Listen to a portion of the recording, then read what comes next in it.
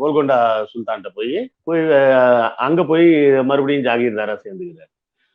இப்போ என்ன நடக்குதுன்னா இதுல பாத்தீங்கன்னா நம்ம சொன்ன பாத்தீங்களா இந்த 5 சுல்தான்கள் வந்து எப்பவுமே பாத்தீங்கன்னா விஜயநகர பேரரசுக்கு எதிராக மட்டும் ஒன்னா சேர்ந்துருவாங்க. விஜயநகர பேரரசு ஒரு இந்து பேரரசாகவும் மற்ற இவங்க எல்லாரும் இஸ்லாமிய அரசுகளாகவும் இருந்துகிட்டு இவங்க ஒன்னா சேர்ந்துருவாங்க.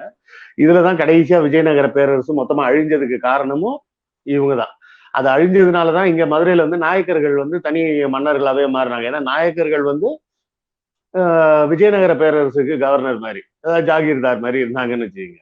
அப்ப விஜயநகர பேரரசு அழியும் போது இங்க தனியா இவங்க ராஜாவாகிறாங்க. இங்க இவர் ஷாஹாஜி என்ன பண்றாரு, அகமது நகர்ல இருந்து கோல்கொண்டா வந்துடுறாரு. கோல்கொண்டா வந்தவர் நேரா பெங்களூர் வந்தாரு. பெங்களூர்ல வந்து இருந்துட்டு அந்த சுல்தானோட தங்கச்சியை கல்யாணம் பண்ணிக்கிறாரு. 2வது திருமணமாக திருமணம் பண்ணிட்டு இஸ்லாமியரா மாறிடுறாரு. இஸ்லாமியரா மாறினதுக்கு அப்புறம் தான் திருமணம் நடக்குது. அப்படி திருமணம் ஆனதுனால அப்புறம் சிவாஜியோட அம்மா வந்து பெங்களூர் வர மறுத்துடுறாங்க. அதனாலதான் ஜீஜாபாய் அங்க தனியா இருக்கிறாங்க. நம்ம எல்லாம் சின்ன வயசுல நான்லாம் படிச்சப்ப கூட அப்படிதான் நினைச்சு கொஞ்சம் தப்பாவே படிச்சிருந்தேன். நான் என்ன நினைச்சுக்கிட்டேன், சிவாஜியோட அப்பா வந்து விட்டுட்டு போயிட்டாரு.